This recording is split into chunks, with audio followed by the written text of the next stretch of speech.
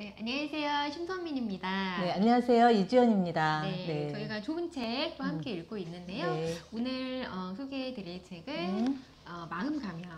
네, 마음 가면. 이라는 책입니다. 네, 네. 뭐 작가에 대해서 좀 소개 좀 해주세요. 네, 작가는 브레네 브라운이라는 분이신데요. 이분은 15년 동안에 그 불안, 수치심, 그 다음에 취약성 등 현대인들이 굉장히 좀 고통받는 그런 주제들이잖아요. 이런 주제들을 심도 있게 연구를 하신 분이세요. 그러니까 이것만 오직 연구를 매진하신 분이신데 이렇게 얘기를 하고 계세요. 마음 가면을 벗고 취약성을 드러내는 순간 수치심으로부터 자유로워진다 라고 하시면서 그 테드에서 역사상 최고의 감동이라 일컬어지는 이제 이런 강의들을 했는데 이 강연이요 2,500만 뷰라는 경이로운 기록을 내셨다고 해요. 네. 소장님 이 책 읽고 좀 어떤 이야기를 좀 나누고 싶으셨어요? 네.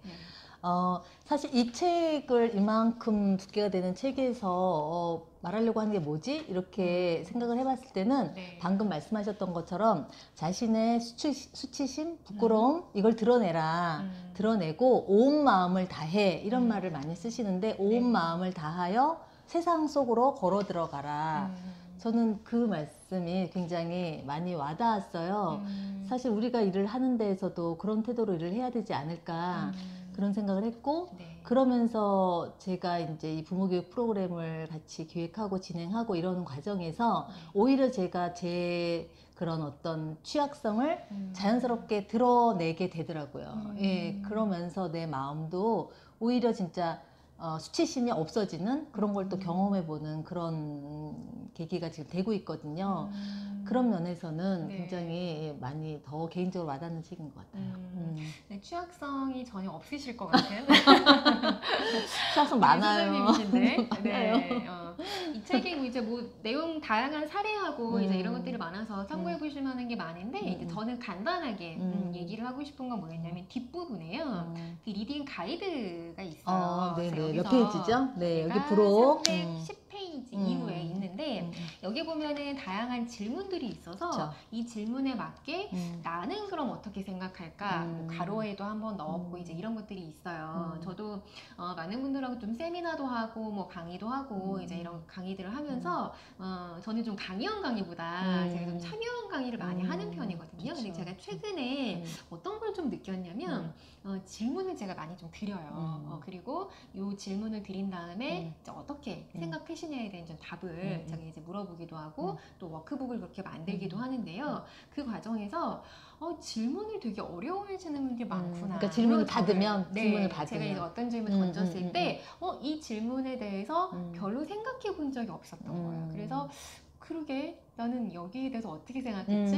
뭐라고 답을 해야 될까?에 대해서 굉장히 고민하시고 마치 어떤 정답이 있어서 그 정답을 맞춰야만 할 것 같은 그런 좀 강박관념 이런 거를 갖는 분들을 제가 좀 최근에 많이 만난 것 같아요. 물론 뭐 저를 포함해서도 그렇지만 저도 사실 우리 이렇게 얘기하는 거에 심 작가님이 되게 돌발적인 질문을 하는데 그런 거에 대부분이 얘기 안 하시고 갑자기 하는 거거든요. 근데 제가 이제 영상을 보면 제가 똑같이 그렇게 약간 긴장하고 정답이 뭐지? 갑자기 막 그러면서 혼자만 웃고 그런데 저도 그런 면이 있거든요. 저도 그래요. 그래서 이런 것들을 제가 보면서 저를 비롯한 이제 이런 걸 보면서 어떤 생각을 했냐면 우리가 뭔가 공부라는 걸 하고 있고 그 다음에 더 많은 지식을 쌓기 위해서 책도 보고 뭐 강의도 듣고 하는 건데 과연 나 스스로한테 이런 질문들을 얼마나 하고 살고 있는가에 대한 질문을 제가 다시 한번 역으로 한번 해봤던 것 같아요. 그래서 여기서 이제 저희가 한번 제가 소장님하고 좀 나눠봤으면 하는 질문이 두 개가 있었는데 하나는 뭐였냐면 이거였어요. 취약성이란 뭐뭐뭐다. 그래서 이렇게 가로 넣기가 있거든요. 소장님한테 취약성은 뭔가요?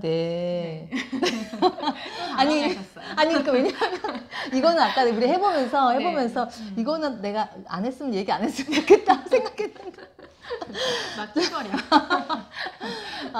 그러게 저 어렵더라고요. 그러니까 취약성이란 줄치고 뭐뭐다. 저는 그냥 뭉뚱그려진 표현밖에 안 나오는 것 같아요. 두려움이다. 이렇게 취약성이랑 나왔어요. 두려움이다. 그렇죠. 그러니까 뭐 이 작가분도 얘기한 것처럼 취약성을 우리가 이제 마음 가면을 벗고 이렇게 용기 내어서 뛰어들었을 때 이게 수치심이 치유할 수 있다고 얘기했지만 많은 분들이 그렇게 생각하실 것 같아요. 저도 물론 그렇고. 예. 저는 뭐라고 했냐면 취약성이랑 물론 이제 오늘의 좀 사건과 연관이 되기도 해요. 취약성이랑 비 오는 날 우산이 없는 것이다 라고 네, 저는 네. 한번 표현을 좋습니다. 해봤는데요. 제가 이제 오늘 어떤 사건이 있었냐면 우산을 안 가지고 제가 나온 거예요. 오늘 지하철을 타고 이동을 했는데 근데 지하철에 있을 때는 모르잖아요. 그래서 이제 이렇게 나오는데 비가 너무 많이 오는 거예요. 강남역에 딱 내렸는데 아까 정말 많이 오더라고요. 천둥번개 치면서 그래서 순간 너무 당황한 거예요. 왜냐하면 드라이도 예쁘게 했고 오늘 아침에 수업이 있어서 이제 수강생분들을 만나야 되는 당황스럽잖아요. 근데 그때 저는 약간 어떻게 생각하는 편이냐면 비가 와서 당황스럽고 이게 나의 취약성이지만 전 좀 약간 에이 그럴 수도 있지 뭐. 에이 그까짓 거 맞지. 그리고 이제 비를 맞고 뛰어갔어요. 그래서 드라이한 머리가 조금 축 처졌지만 그래도 예뻐요. 그래도 뭐 어쩔 수 없지 약간 나한테 좀 우선은 갖고 왔으면 좋겠지만 내가 없는 건 어쩔 수 없지라고 저는 좀 생각하는 편인가 봐요. 그래서 뒤에 보면은 그래서 어떤 느낌인가 취약성은 어떤 느낌인가라고 이것도 이제 가로넣기가 있거든요. 네네. 저는 약간 아차 싶은 느낌이지만 아니, 우선 그까짓 거 갖고 왔으면 좋은 거고 없으면 없는 대로 저한테는 좀 취약성이 그런 느낌인가 봐요. 네. 네. 그러니까 많이 좀 자신감이 있는 분이라는 생각이 아니면 들어요. 무모한 건 아니겠죠? 자신감 있는 걸로. 네, 자신감 있는 걸로. 그래서 약간 소장님은 그러면 뭐 어떤 느낌인 건 아직은 좀 물음표? 네, 물음표. 아직은 물음표. 그래서 조금 그러면 우리의 여정을 함께하면서 다 찾아가는 걸로. 찾아가는 걸로 정답은 하면, 없지만. 네, 좋을 것 같고요.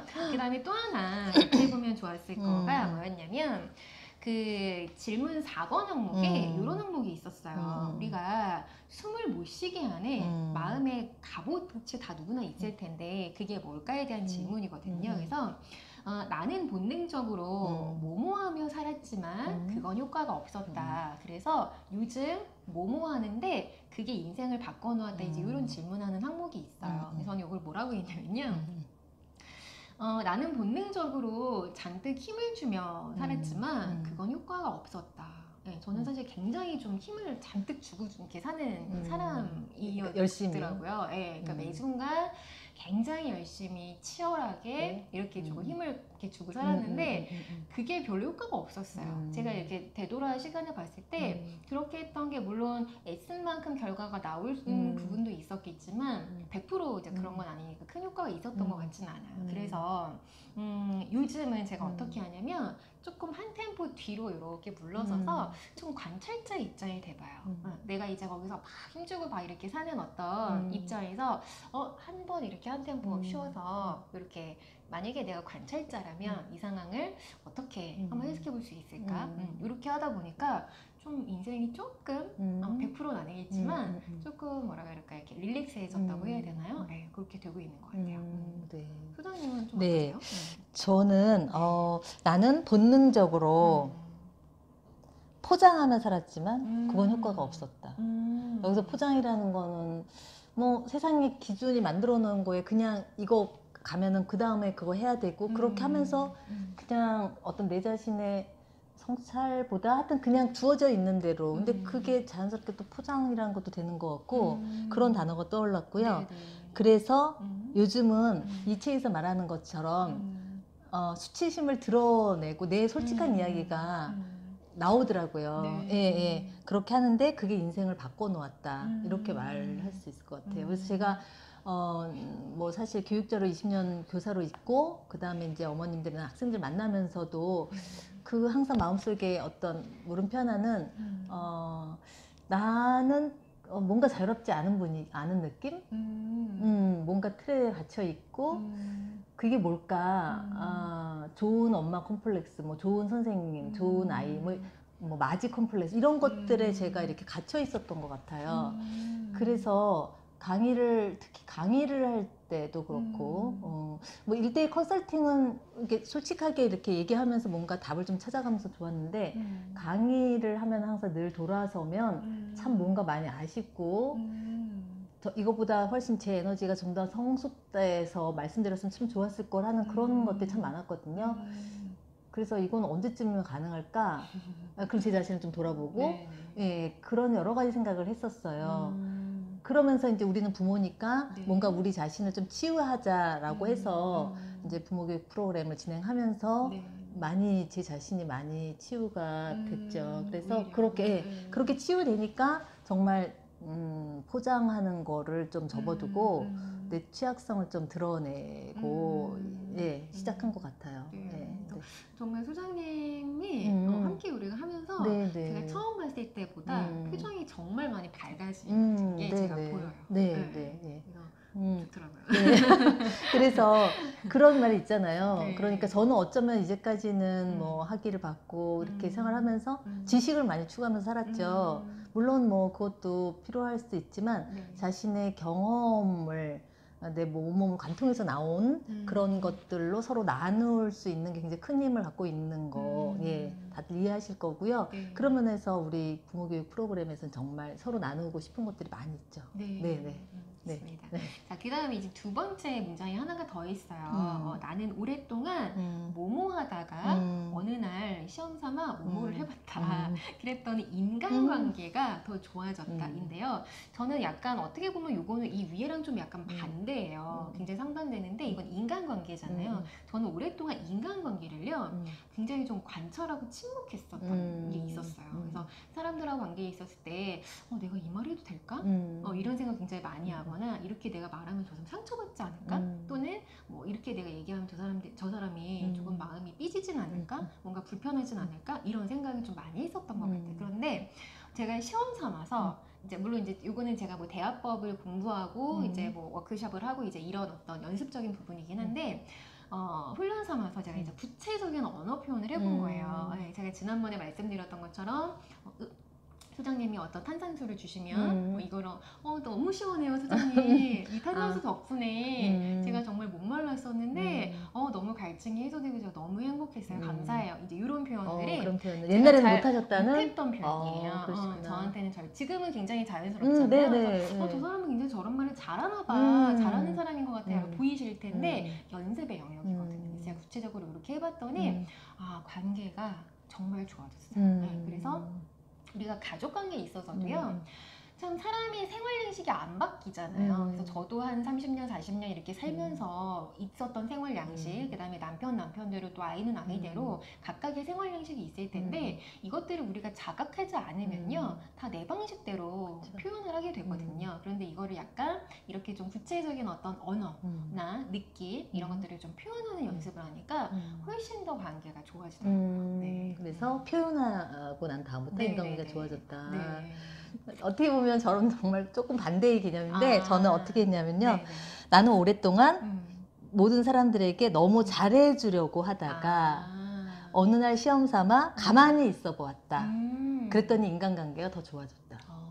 저는 좀 마지 컴플렉스가 또 많아서 또 나이 차이도 아이들 많이 나고 제가 뭔가 주도적으로 항상 뭘 하고 그리고 또 제가 직관형이기 때문에 그 사람의 생각이 좀 다 보이고 느껴져요. 그러면 그게 이제 착한 컴플렉스 뭐 이런 거와 다 함께 해서 막 배려하고 뭐 이런 거 미리 다 해주는 거예요. 미리 다. 상대방이 말하지 안 하도 미리도 해주고 또 말도 하고 뭐 오바도 하고 막 이러면서 그럼 분위기 분위기도 뭐 분위기 좋게 해야 된다는 그 강박도 좀 있고 그렇게 계속 있었거든요.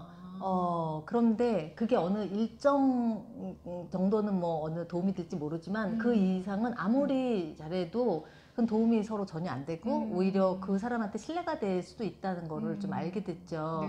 그러면서 제 자신은 좀 너무 에너지를 너무 많이 쓰니까 번아웃 되기도 하고 그게 결코 그 상대방도 원하지 않는 건데 저 혼자 또 그랬던 거고 그래서 정말 제가 의식적으로 그런 깨달음이 온 다음에는 가만히 있어 봤어요. 가만히 있어야 돼. 반대인 거죠, 대표님이랑. 그러니까 훨씬 더 제 자신도 마음이 편해지면서 오히려 관계가 더 많이 좋아졌어요.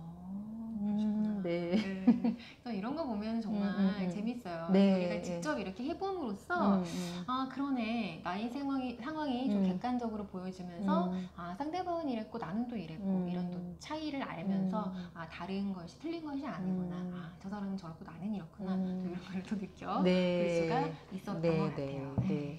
자, 이 책에서는 이 브레네 브라운 작가가 여러 가지 이야기를 하고 있는데 특히 마지막 챕터에서 우리가 지금 챕터 7, 내 아이가 어떤 어른이 되길 바라는가 이 부분에 좀 더 뭐 주목할 필요가 있을 것 같아요. 네. 그래서 거기 288페이지에 보면은 좋은 부모, 나쁜 부모 이런 이분법을 폐기해야 된다 이런 말이 있고요. 저희 이 교육 프로그램에 부모 교육 프로그램에서 프롤로그에서도 저는 좋은 부모 콤플렉스에 있었다 이런 말씀을 드렸었잖아요. 근데 그런 부분에 대해서도 좀 말씀하고 있죠. 예. 자, 그러면서 마지막 얘가 좀 맨 마지막에 뭐 이런 게 나왔어요. 이 작가의 딸이 수영 대회를 이제 나가는데 자기가 정말 못하는 평영 대회 나가라고 코치가 그러는 거예요. 근데 얘는 이제 너무너무 자기는 가서 망신만 당할 거고 절대 안 나가겠다. 근데 결국 뭐 그걸 부모 입장에서 그래 그러면은 너 나가지 마라고 말하고 싶지만 근데 이 작가는 참았죠. 이제 그러면서 마지막에 어떤 표현을 하냐면 아이를 이제 그냥 가만히 두는데 그래도 한 번 말할 기회는 있어야 돼요. 그럴 때 뭐냐면 303페이지에 지렛대를 움직일 기회가 왔다. 예. 엘렌에게 무엇이 중요한가를 재정의해줘야 할 그 타이밍이 딱 있는 거죠. 그러면 이제 거기에서는 그래 뭐 꼭 1등을 안 놔도 돼. 뭐 네가 참여하는데 의의가 있어. 이런 말을 한 번은 하고 그 다음에 뭐 결정되고 추진되고 있는 이런 상황에서는 정말 부모들은 그냥 말을 아끼는 게 정말 좋을 것 같아요. 어떤 모든 상황에서. 네네. 그런 경우가 이제 얼마 전에 상담 오신 분 중에서 중학교 1학년 남자아이의 어머님이신데 그 아이가 이제 이번에 뭐 방학이 끝나고 2학기 시작되니까 이제 반장부반장 선거에 나갔나 봐요. 아이가 나가서 부반장이 됐어요. 근데 이제 그 뒤에 숨어있는 비하인드 스토리는 뭐냐 하면 지금 1학기 때 나갔는데 같은 학생이랑 경합을 벌여서 그 학생이 반장이 되고 얘가 떨어진 거죠. 근데 2학기 때 나갔는데 그 친구가 또 나온 거예요. 반장이었던 애가. 그런데 1학기 때는 2표 차이였는데 이번에는 10표 차이로 걔가 반장이 되고 얘가 부반장이 된 거예요. 이제 그 얘기를 하시면서 엄마의 감정이 너무 이입돼서 자기는 걔가 도대체 왜 나갔는지 모르겠고 그거까지 그 부반장 안 해도 되지. 막 그런 얘기를 너무 막 아이랑도 좀 했다고 하시고 너무 이게 감정이 주체를 못 하시더라고요. 그래서 제가 막 자신이 네, 반장이 못된 거 그쵸 그런 거예요. 그래서 제가 말씀드렸어요. 아니 그 남자 아이는 또 남자 아이죠. 굉장히 활발한 성격의 남자 아이고 또 제가 또 이렇게 상담해 보면 성향이 파악이 되니까 아니 그 친구는 지금 나가서 부반장이라고 된 걸 속으로 좋아할 수도 있고 그 아이가 갖고 있는 여러 가지 생각이나 이런 게 부모랑 너무 다를 수 있는데 부모가 너무 감정이입을 해서 너무 깊숙이 관여하더라고요. 그래서 많이 좀 이야기를 말씀드리고 또 그 어머님이 좀 1년 동안 뭐 휴직을 하고 계신다고 그래서 또 아이는 중학교 1학년이고 그래서 빨리 건강을 잘 하셔 복직을 빨리 하시라고 그렇게 말씀을 드릴 정도로 이건 그냥 비유적으로 말씀드린 건데 우리는 어쩌면 아이들에게 너무 깊숙이 관여하면서 말을 지나치게 많이 하는 게 아닐까 허벅지를 찌르면서 가만히 그냥 한번 있어 보는 게 정말 필요한 거 아닐까 이런 생각 많이 들었어요. 맞아요. 참 어려운 부분이긴 하지만 내 아이니까 너무 안타깝고 이제 이런 마음을 하는데 참 저도 반성이 되네요. 저는 이제 마지막으로 이제 진짜 나를 보여줄 용기 이제 에필로그에서 이게 이제 앞에 프롤로그에도 있었고 에필로그에도 이제 요 같은 루즈벨트의 이야기가 나오는데 이제 요런 이야기였어요. 비평하는 사람은 중요하지 않습니다. 강한 선수가 실수를 했다고 지적하거나 어떤 선수가 이러저러하게 하면 더 낫겠다고 훈수나 두는 사람은 중요하지 않습니다. 진짜 중요한 사람은 경기장에서 있는 투수입니다. 그는 얼굴에 흙먼지와 땀과 피를 잔뜩 묻혀가며 용감하게 싸웁니다. 실책을 범하기도 하고 거듭 한계에 부딪히기도 합니다. 무림지게 노력을 하면 실수를 하고 한계를 드러내기 마련입니다. 하지만 경기장의 투수는 자신의 노력으로 경기를 치릅니다.